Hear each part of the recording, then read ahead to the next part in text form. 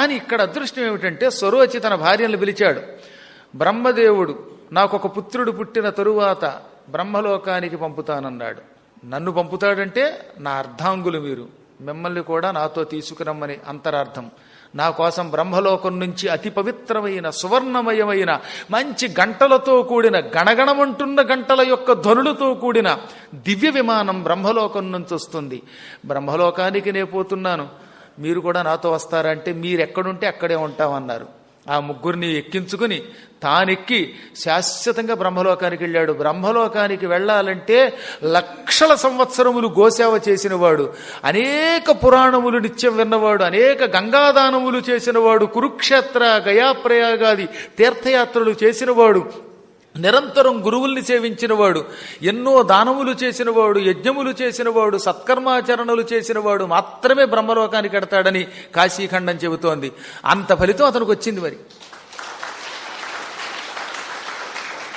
ఇందులో ఏది మార్కండేయ పురాణంలో దుర్గా సప్తశతిని వస్తుంది. 8వ మనువు సావర్ణి మనువు కథది. ఆ 8వ మనువు కథ అంతా కూడా దుర్గా సప్తశతి అనే పేరుతో ఉంటుంది. ఆ దుర్గా సప్తశతి కంటి మీద రెప్ప వేయకుండా, చెవుల్లోకి ఇంకొక శబ్దం రానివ్వకుండా, మనస్సు చెదరకుండా ఏకాగ్ర చిత్తులై వినండి. దుర్గా సప్తశతి విన్న వాళ్ళకి మణిద్వీపంలో శాశ్వత నివాసం ఉంటుంది. అది అనేక పురాణాలు చెప్పాయి. మణిద్వీపంలోకి రమ్మంటే రాదు. మణిద్వీపం యొక్క నివాసం అంటే వైకుంఠమైన వస్తుందట, కానీ అమ్మవారి సన్నిధానానికి వెళ్ళమట. కానీ ఇందులో దుర్గా సప్తశతి వింటే, శ్రద్ధతో వింటే, భక్తితో వింటే, సుసమాహిత చిత్తులై వింటే వారికి వస్తుంది. సమాహిత చిత్తులను ఎవరిని అంటాం అనమాట?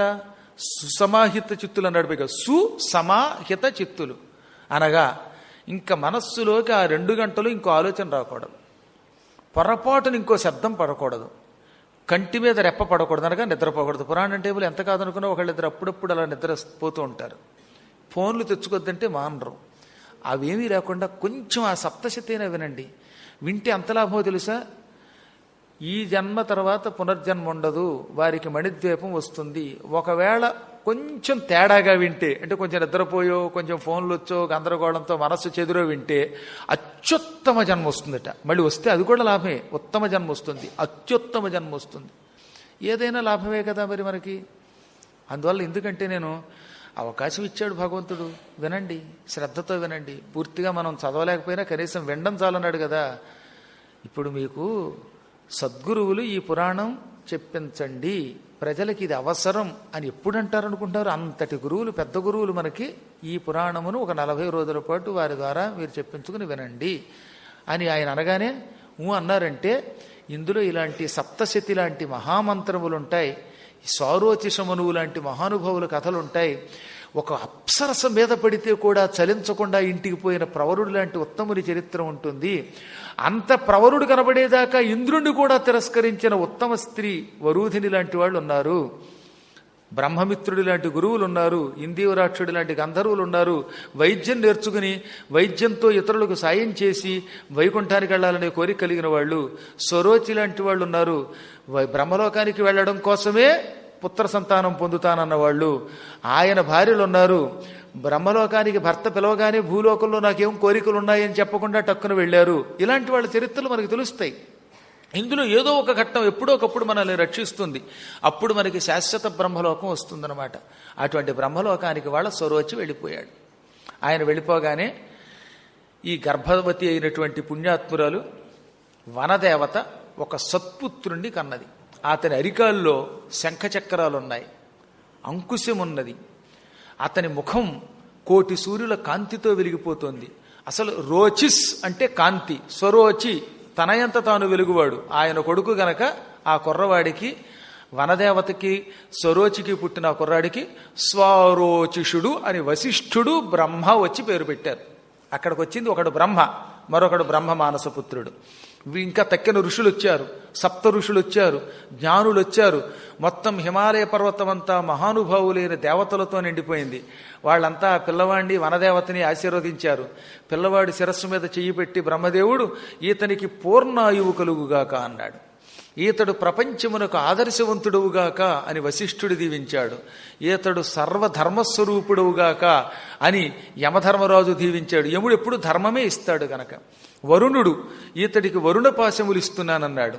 ఎక్కడెక్కడి వారు తలకో వరాలు ఇచ్చారు.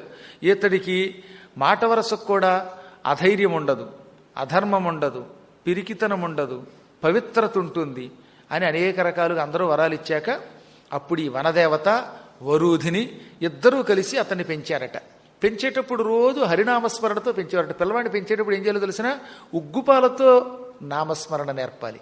అనగా పాలు తాగించినప్పుడల్లా గోవింద గోవింద అంటూ పాలు పోస్తే ఆ పిల్లాడు పెద్ద అయిన తర్వాత నుంచి గోవింద గోవింద అంటాడు. ఆ విధంగా అతనికి గోవింద నామస్మరణ నేర్పారు.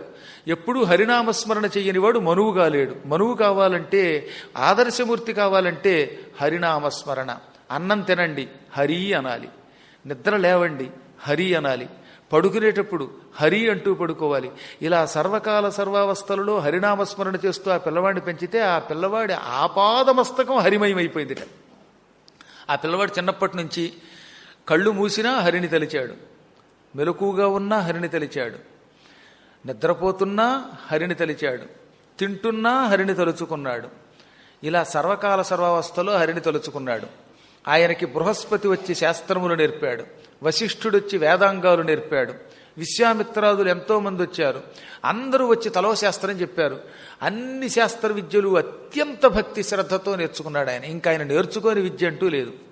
ఇవన్నీ నేర్చుకున్నాక తల్లి వనదేవత బామ్మగారైనటువంటి వరూధిని, నాయన నీకు మంచి సంబంధం చూస్తాం, గృహస్థాశ్రమంలో ప్రవేశించు అంటే, బాబు నాకొద్దు ఈ గృహస్థాశ్రమం, నేను పుట్టుకతో వైరాగ్యవంతుణ్ణి, నాకు హరిపాదములు తప్పింకేవద్దు, శ్రీహరి నామస్మరణంబు దక్క అన్య పదార్థం నాకొద్దు, నేను హరి కోసం తపస్సు పోతున్నానని ఎవ్వరి మాట వినకుండా హిమాలయ పర్వతం కొండ కొనకు వెళ్ళిపోయాడు. కాలి మీద కాలు నిలబెట్టుకున్నాడు. ఎడమ కాలు నేల మీద పెట్టి కుడికాలు పైకెత్తి ఎడమ మోకాలు మీదకి చేర్చాడు. రెండు చేతులు ఇలా పైకెత్తాడు. ఊర్ధ్వబాహుడయ్యాడు. అత్యంత భక్తితో ఓం నమో నారాయణాయ అనే అష్టాక్షరీ మంత్రం జపించాడు.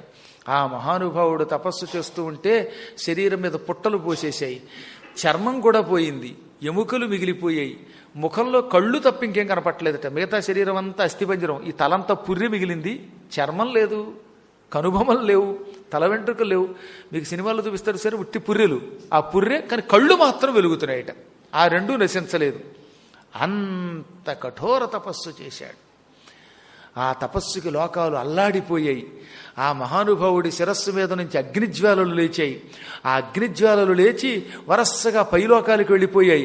ఈ భూలోకం దాటి భువర్లోక సువర్లోక మహర్లోక జనలోక గోలోక తపోలోక సత్యలోకాలు దాటిపోయాయి. వైకుంఠానికి వెళ్ళిపోయింది ఆ కాంతి. విష్ణుదేవుని పాదాలు కూడా తాకింది. ఈ కాంతి వేడి వెళ్ళి ఆ భగవంతుడైన వాసుదేవుడి కాళ్ళకి తగలగానే టక్కన లేచాడు ఆయన. లక్ష్మీదేవి అడిగింది, ఏమండి పడుకున్న వాళ్ళు అంతా ఉలిక్కిపడి లేచారు ఏమంటే, కాళ్ళు కాలిపోతుంటే లేవాక ఏం చేయను అన్నట్ట. మీ కాళ్ళు ఏమిటి, కాలడం ఏమిటి, పైకి ఇది పాల సముద్రం, సముద్రంలో నీళ్లల్లో కాళ్ళు ఉంటే ఎలా కాల్తాయంటే, నీళ్లల్లో కాళ్ళున్నా కాల్చగలిగే శక్తి భక్తులకు ఉంది. వెరిదానా నీకు తెలియందేముంది, భక్తుడు చేసిన తపస్సుందే. తపము అంటే వేడిని అర్థం. వాడు అంత నామస్మరణ చేస్తే ఆ నామస్మరణ వేడిగా మారి అగ్నిగా మారి ఈ నీళ్లల్లోంచి వచ్చి నా కాళ్ళను తగలబెడుతోంది, నా కాళ్ళను కాలుస్తోంది అన్నట్ట. ఇప్పుడు అర్థమైందా మీకు? తపస్సు చేస్తే భగవంతుడు ఎందుకు వస్తాడు? ఈ తపస్సు ఆయన కాలినో చేతినో ముక్కునో కాలుస్తుందిట. ఆయనకు కూడా వేడెక్కిపోతుంది అనమాట. ఈ భక్తుడు ఇక్కడ బాబు బాబు రక్షించంటే అంటే ఈ అన్న మాటలు ఈ నామస్మరణములు ఒక భయంకరమైన వేడిగా వెళ్ళి ఆ భగవంతుడిని కూడా తాకుతాయి. ఆ దెబ్బకి ఆయన తట్టుకోలేక ఓరి నాయనోయ్ నన్ను కాలుస్తున్నావు రోయ్ అని దిగొస్తట. అలా దిగొచ్చేలా చేసేటటువంటి స్మరణమే తపస్సు అని పిలువబడుతుంది. ఏతడి తపస్సు యొక్క వేడి విష్ణువు యొక్క కాళ్ళు కూడా తపింపచేస్తే కాలిస్తే లక్ష్మీ సమేతంగా టక్కన వచ్చేసాడు ఆయన హిమాలయ పర్వతానికి. ఈయన కళ్ళు మూసుకోవడానికి ఏమి లేవు, రెప్పపాటు లేదు, ఉత్తి కళ్ళు అలా కనపడుతున్నాయి, ఇంకో ఒంటి మీద మాంసం లేదు, కేవలం అస్థికలతో ఉన్నాడు ఆయన. కేవల శల్యం, శల్యావశిష్ఠుడు. పైన పుట్టలు, ఆ పుట్టలలా తొలగించాడు ఆయన. లోపలికే చూశాడు. ఎముకల పోగు, విఠలాచార్య సినిమాలు అస్థిపంజరాలు చూశారు, హే అని వస్తాయి, అలా ఉన్నాడు పాపం ఆయన. కళ్ళు మాత్రం కనపడుతున్నాయి. అది చూచి ఆయన ఆశ్చర్యపోయి, ఆహా ఓ స్వరోచిపుత్ర స్వారోచిష, లే నాయన లే. ఏమిరా నీ తపస్సు, ఎంత అద్భుతమైనది ఈ తపస్సు. ఎంతోమంది భక్తుల్ని చూశాను, ఈ కఠోర తపస్సు ఎక్కడా చూడలేదు. నీ శరీరంలో ఉన్న రక్తమాంసాలు హరించుకుపోయినా, కేవలం ఎముకలే మిగిలిన గాజుగుడ్లు వంటి గుడ్లు మాత్రం అలా మెడకరిస్తూ చూస్తూ ఉన్నావా? అసలు ఆ గుడ్లు మాత్రం ఎలా మిగిలే నీకు? అసలు పడిపోకుండా ఎలా నిలబడ్డావు? నీ శరీరంలో ఈ ప్రాణవాయువు ఎలా ఉంది నాయన? ఇది నీ భక్తి, ఇది నీ శ్రద్ధ, ఇది నీ అపారమైన దీక్ష. ఈ కఠోర నిష్టగా మెచ్చుకున్నాను. పుత్ర, వాత్సల్య భావంతో నేను నిన్ను కదియ వచ్చాను, చేరడానికి వచ్చాను. లే, నా దర్శనం చేసుకో, కోరుకో వరాలు అని చేత్తో ప్రేమగా నిమిరాడు. వాసుదేవుడు నిమరగానే సరోచి కుమారుడు సారోచిషుడు అపూర్వ సౌందర్యవంతుడైపోయాడు. ఆయన చెయ్యి తగిలింది, ఆ అస్థిపంజరానికి రక్తమాంసాలు వచ్చేసాయి. బంగారపు వంటి చర్మం వచ్చింది. బంగారపు రంగులో ఉన్న చర్మంతో మిసమిసలాడిపోయాడు. మంచి అందమైన తామర పువ్వు రేకు లాంటి కళ్ళు వచ్చాయి. ఒత్తైన జుట్టు వచ్చింది, కిరీటం వచ్చింది, చెవులకు కుండలాలు వచ్చాయి, కంకణాలు వచ్చాయి, వడ్డాణం వచ్చింది, కాళ్ళకి గజ్జెలు వచ్చాయి. సర్వాభరణ భూషితుడైన ఒక సమ్రాట్ అయిపోయాడు ఆయన. ఒక మహాచక్రవర్తి కింద మారిపోయాడు. అంత చక్రవర్తిగా మారాడని కూడా తెలియదు ఈయనకి. ఆయన చెయ్యేశాడు, ఈయనకి ఈ రూపం వచ్చింది. ఆ భగవంతుని పలుకులు విని కళ్ళు విప్పాడు. చూస్తే ఎదురుగుండా కనపడింది మహాసౌందర్యం. చారు లక్షణ లక్షిత నఖ పాద గొల్ఫజాను జంఘోరు కఠినాభిమధ్యోదరుండును సాదరుండును కంఠసూత్ర కటిసూత్ర హార కేయూర కటక కంకణ మకర కొండల కిరీటాది విభూషితుండును కంబు కంధరుండును పాలనాసాధర వదన కర్ణుండును నీలనీరద వర్ణుండును ప్రహ్లాద నారద సునందనంద ప్రముఖ సంభావితుండును శ్రీ పుష్టి తుష్టి కీర్తి కాంతిలోర్జ విద్యాది మాయాశక్తి సేవితుండునున యొప్పున పురుషోత్తమునిగా అంచి భక్తి సంభ్రమంబులు అగ్గలంబులుగా దిగ్గన కరంబులు ముకుళించి ఇట్ల నినుతించే. ఇప్పుడు ఆ వాసుదేవుడు, ఆ పరంధాముడు ఎదురుగుండా దర్శనమిచ్చాడు. ఆ రూపాన్ని వర్ణించారు. ఆయన ఎలా ఉన్నాడు? సకల శుభలక్షణములతో ఉన్నాడు. ఒక మనిషిలో ఎన్ని అందాలు ఉండాలో ఆ అందాలు ఉంటేనే మనిషిని చూస్తే ఆశ్చర్యం కలుగుతుంది. కానీ ఈయనది అలౌకిక సౌందర్యం, ఈ లోకంలో ఉన్న ఏ వస్తువుతో పోల్చలేని సౌందర్యం. అలాంటి పరమాత్ముడు సకల శుభలక్షణములతో ఉన్నాడు. ఆయనకి మెడ శంఖంలా నున్నగా ఉంది, సన్నని గీతలున్నాయి, అపూర్వమైన జుట్టున్నది, పైన కిరీటం ఉన్నది. ఆ కిరీటం కోటి సూర్యుల కాంతితో వెలిగిపోతోంది. చక్కని దంతములు కనపడుతున్నాయి, సంపెంగ పువ్వులా కనిపిస్తున్న ముక్కున్నది, చెవులున్నాయి, చెవులకు మకర కుండలములున్నాయి, మకరమణులు చక్కగా గరుడ పచ్చలు తగిలించబడినటువంటి కుండలములున్నాయి, చేతులకి కంకణములున్నాయి, నడుమికి ఒక అద్భుతమైన వడ్డాణమున్నది, పసుపు పచ్చని బట్ట కట్టుకున్నాడు ఆయన. అందుకే పీతాంబరధారి. పీత అంటే పసుపు, అంబరం అంటే వస్త్రం. పీతాంబరము ధరిస్తాడు, పసుపు పచ్చ రంగులో ఉన్న బట్ట కడతాడు గనుక పీతాంబరధారి అన్నారు. ఇంకా మహానుభావుడి చేతులు మోకాళ్ళకి తగిలి ఉన్నాయి, అందుకే ఆజానుబాహుడు. జానువులంటే మోకాళ్ళు, ఈ జానువుల దాకా చేతులుంటే ఆజానుబాహు అన్నమాట. అటువంటి మహాత్ముడు ఆయన. ఆ పుణ్యాత్ముడు వేలాది చేతులతో, వేల శిరస్సులతో, వేల హస్తాలతో, వేల పాదాలతో, వేల నేత్రాలతో ఉన్నాడు. ఇన్ని నేత్రములున్నా, ఇన్ని కాళ్ళున్నా, ఇన్ని చేతులున్నా ఆ రూపం చూస్తే మాత్రం ఏదో తెలియనటువంటి ఆనందం కలిగిస్తుందట. సాధారణంగా 2 కంటే ఎక్కువ చేతులు ఉంటే వాడిని చూడాలంటే మనకి భయం వేస్తుంది. పరమాత్ముడు దివ్య సౌందర్య స్వరూపుడు గనక ఇన్ని అవయవములతో విశ్వరూపంతో ఉంటే ఆయన్ని చూచే కొద్దీ ఆనందం పెరుగుతోంది, కానీ భయం లేకుండా ఉంది. ప్రీతి తప్ప భీతి లేకుండా ఉన్నది. ఆ మహానుభావుడి చుట్టూతా పరమభక్తులు సునందుడు, నందుడు, పుణ్యశీలుడు, సుశీలుడు, నారదుడు ఇటువంటి వాళ్ళు చేరి ఓం నమో నారాయణాయ తుభ్యం నమః అని స్తోత్రం చేస్తూ ఉంటే ఆ స్తోత్రములు అందుకుంటూ చిరునవ్వుతో ఉన్నాడు ఆయన. కోటి సూర్యుల కాంతితో ఉన్న ఆయన కోటి చంద్రుల చల్లదనంతో ఉన్నాడు. ఆయన శరీరపు కాంతి నీలమేఘఛాయ కాంతి, నల్లని మేఘంలా ఉన్నాడన్నమాట. ఆయన బొడ్డులో ఒక అద్భుతమైన తెల్ల తామర పువ్వు బయటకు వచ్చింది.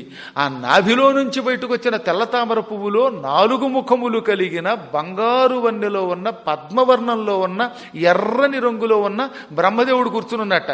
ఆయనేమో ఉన్నాడు, ఆయన బొడ్డులోంచి తామర పువ్వు, ఆ తామర పువ్వు ఇలా ఎదురుగుండా ఉంది. ఆ తామర పువ్వులో మళ్ళీ చతుర్ముఖుడు బ్రహ్మ. ఆ బ్రహ్మదేవుడు ఒక 25-30 సంవత్సరాల నవయౌవనంతో ఉన్న కుర్రాడిలా ఉన్నాడు. మళ్ళీ ఆ బ్రహ్మగారికి 4 ముఖాలు, 4 ముఖాలకి కిరీటాలు, ఆ 4 కిరీటాలతో కూడిన ముఖములు తెరిచి వేదం చదువుతున్నాడు. వేదం చదువుతున్న బ్రహ్మగారి నోళ్లు చూచాయిట తుమ్మెదలు. అక్కడ కొన్ని తుమ్మెదలు వచ్చాయి. తుమ్మెదలకి తామర పువ్వు ఎక్కడుంటే అక్కడ ఇష్టం కదా. అదేమో అసలే హిమాలయ పర్వతం మీద దొరక్క ఒక తెల్ల తామర పువ్వు దొరికింది. ఈ తెల్ల తామర పువ్వు విష్ణువు బొడ్డులోంచి వచ్చిందని వాటికేం తెలుసు. అందుకని తుమ్మెదలు వచ్చి తేనె తాగుదామని తెల్ల తామర పువ్వు మీద వాలాయి. తీరా తెల్ల తామర పువ్వు మీద వాలినటువంటి వీటికి బ్రహ్మగారి ముఖాలు కనబడ్డాయట. బ్రహ్మగారు ఓం నమో నారాయణాయ అని వేదం చదువుతున్నప్పుడల్లా నోరు పైకి కిందకి కదులుతోందిగా. ఆయన నోట్లోంచి కొంచెం సన్నగా లాలాజలం వచ్చిందిట. బ్రహ్మగారి లాలాజలం ఎందుకు వస్తుంది అంటే భూలోకానికి రాబట్టి. ఈ లాలాజలాన్ని చూచి తుమ్మెదలు ఏమనుకున్నాయి, ఇక్కడేదో 4 ఎర్ర తామర పువ్వులు ఉన్నాయి, ఈ తామర పువ్వుల్లోంచి తేనె వస్తుంది అనుకున్నాయట. అంటే బ్రహ్మగారి ముఖం ఒక్కొక్క తామర పువ్వులో కనపడింది అనమాట. అంటే ఎంత అందంగా ఉన్నాడండి. ఒక్కొక్కళ్ళ ముఖం చూస్తే తామర పువ్వులో ఉంటుంది. అందమైన బ్రహ్మగారి ముఖాలు తామర పువ్వులని, ఆయన నోట్లోంచి వస్తున్న లాలాజలమేమో తామర పువ్వులోంచి వస్తున్న తేనెని భావించి ఇక్కడికి వచ్చిన తుమ్మెదలు ఆయన నోట్లో దూరిపోతున్నాయి. ఆయన వసే నేను నారాయణ అనుకుంటూ ఉంటే నోట్లో దూరతారు, ఈ తామర పువ్వు కాదే అని వాటిని తోలుకుంటున్నట్ట. అందుకనే మొసరు తేటులు వెవ్వ ముఖ చతుష్కము కల తనయుడాడెడి బొడ్డు దమ్మివట్ట ఆయన. ఏం ఊహండి, ఏం అపూర్వమైన వర్ణనండి. అటువంటి బ్రహ్మ ఇంకా బ్రహ్మతో పాటుగా విష్ణువు చుట్టూత శ్రీ, పుష్టి, తుష్టి, కీర్తి, కాంతి, ఇలా, ఊర్జ, విద్య, అవిద్య అనే ఒక 9 శక్తులు ఆడరూపములు ధరించి విష్ణువుని సేవిస్తున్నాయి. విష్ణువు దగ్గర ఎప్పుడు ఈ 9 శక్తులు ఉంటాయి. అందులో ఒక శక్తి పేరు కీర్తి. దానివల్లే మనందరికీ కీర్తి వస్తుంది. ఆయన కీర్తిని చాటే ఒక శక్తి కీర్తి, ఒకటి ఇల అంటే భూదేవి, ఒకటి ఊర్జ, ఒకటి విద్య, ఒకటి అవిద్య. ఇలాంటి విద్యలు ఈ 9 శక్తులు 9 అందమైన రూపములు ధరించి, స్త్రీ రూపములు ధరించి ఆయన చుట్టూ చేరి ఆయన మీద పువ్వులు జల్లుతూ పూలవర్షం కురిపిస్తూ ఓం నమో నారాయణాయ అని పరమమధురంగా ముక్తకంఠంతో పలుకుతున్నాయి. ముక్తకంఠం అంటే ఒకేసారి అన్నమాట.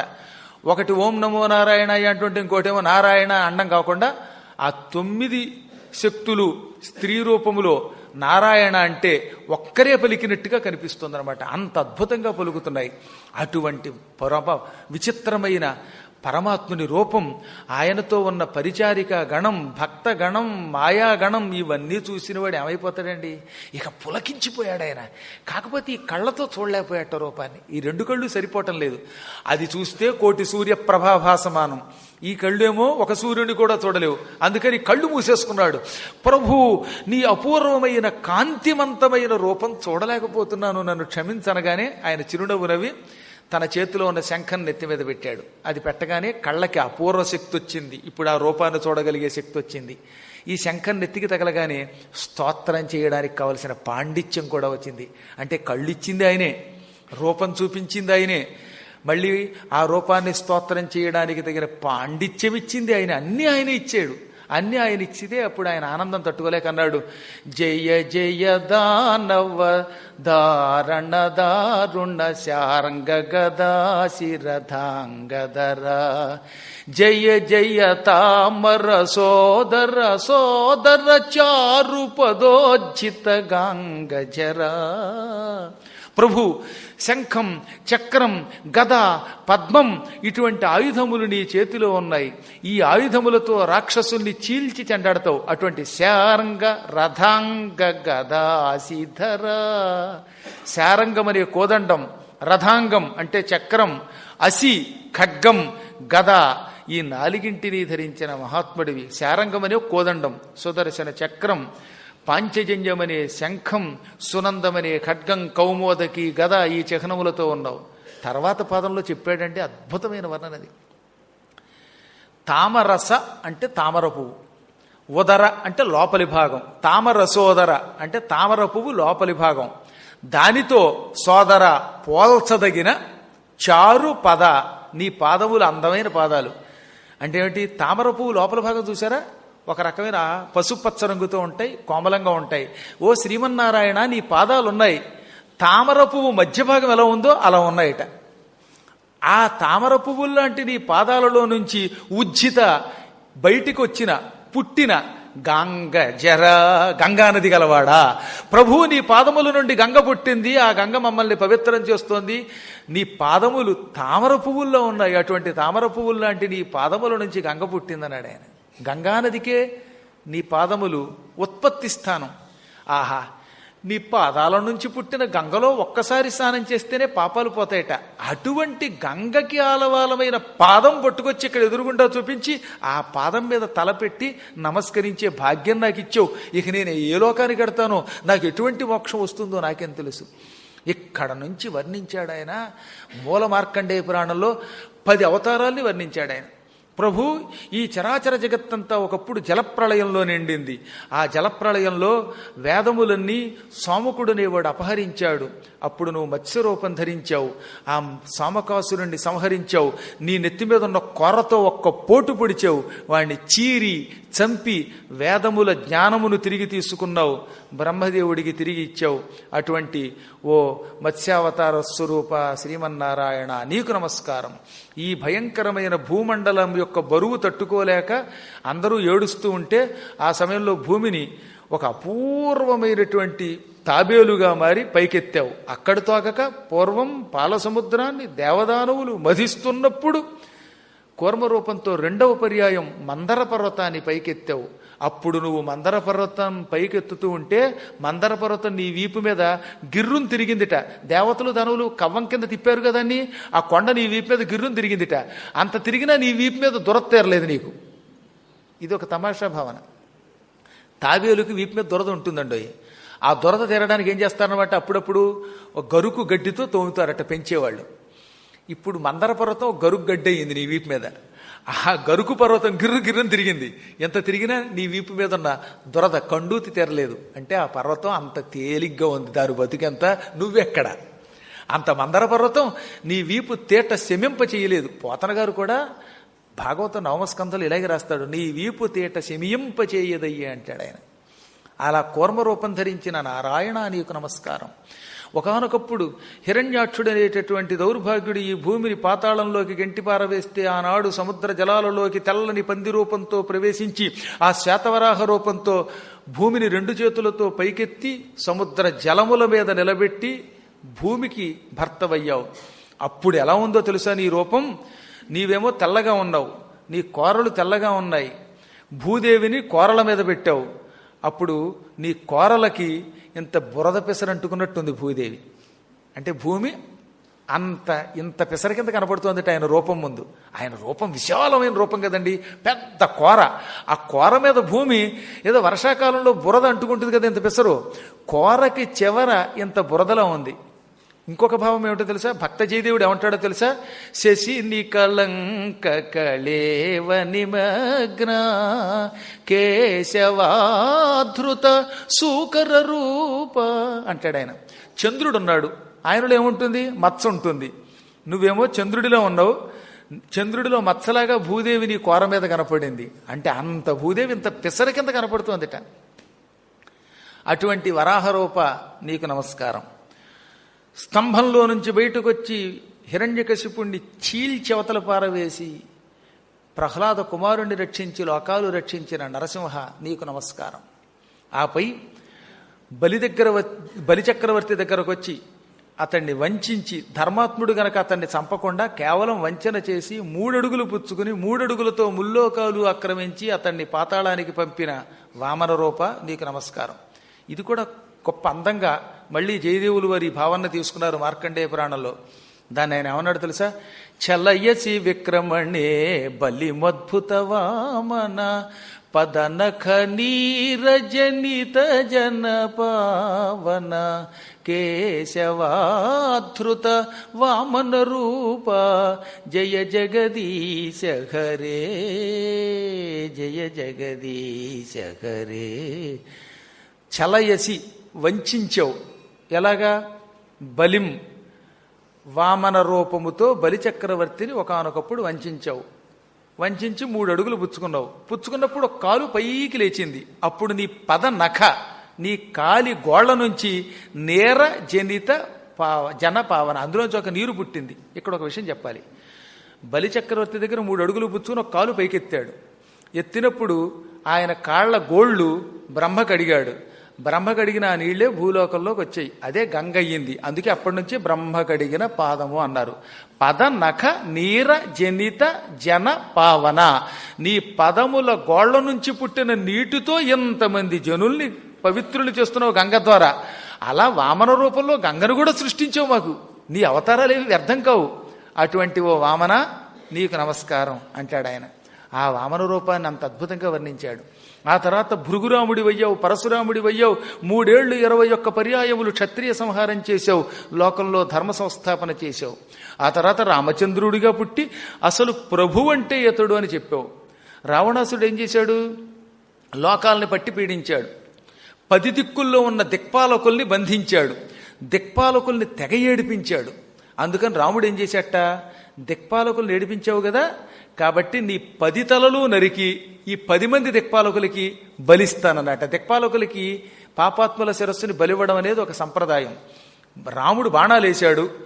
ఆ బాణములు రావణాసురుడి 10 తలలు నరికాయి.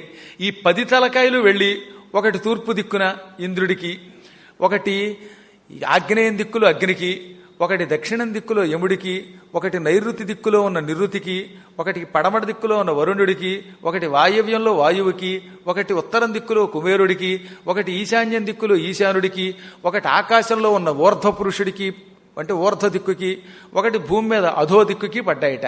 ఇలా 10 తలకాయలు 10 దిక్పాలకులకి బలిచ్చినట్టుందిటది. అది కూడా బలి కూడా రమణీయంగా ఉందిటండి. సాధారణంగా దుర్మార్గులు కొంతమంది ఏ శుక్రవారం ఆదివారం మేకల్ని నరుగుతారు అమ్మవారి పేరు చెప్పి. అప్పుడు ఆ రక్తం కారిపోయి, కత్తి ఎరుపెక్కిపోయి, చుట్టుపక్కల రెత్తురు చెంది అది కొట్టుకుని ఎంత జుగుప్సగా ఎంత భయంకరంగా ఉంటుంది. నీవు బలిస్తే అలాంటి బలి కాదు, రమణీయంగా ఏమాత్రం నెత్తురు బయటికి రాకుండా జుగుప్స లేకుండా అందంగా బలిచ్చావంటాడండి. ఎంత గొప్ప భావనది. రాముడు రావణాసురుడి తలలు దిక్పాలకులకి బలిచ్చి తద్వారా లోకరక్షణ చేశాట.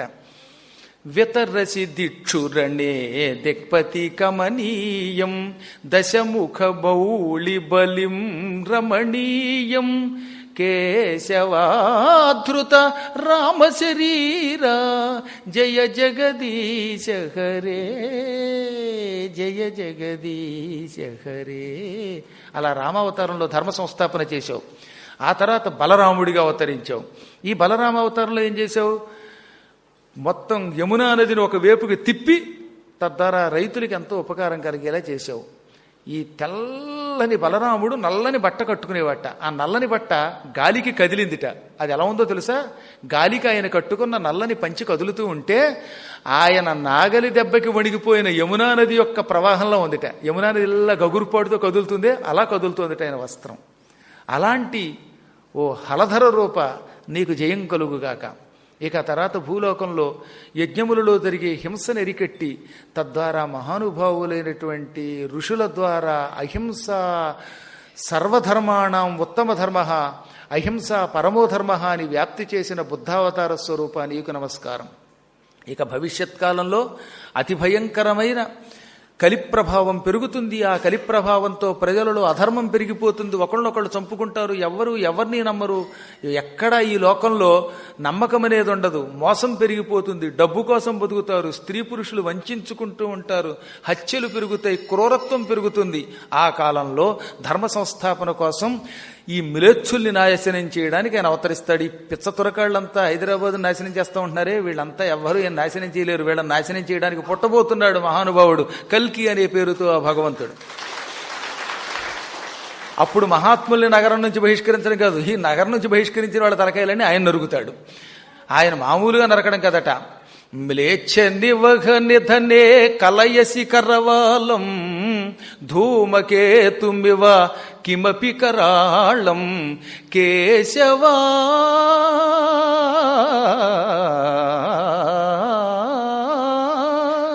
కేశవాధృత కల్కి శరీరా జయ జగదీశ హరే జయ జగదీశ హరే.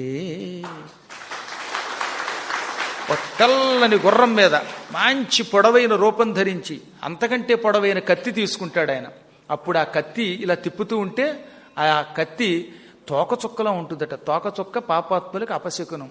తెల్లని గుర్రం ఎక్కి పసుపచ్చ రంగులో ఉంటాడు ఆయన. కల్కి అనేవాడు ఎప్పుడూ కూడా ఎలా ఉంటాడు? బంగారం ఏ రంగులో ఉంటుందో ఆ రంగులో ఉంటాడు. కాబట్టి తెల్లగానో నల్లగానో ఉన్నవాడు వాడు కల్కి కాదు.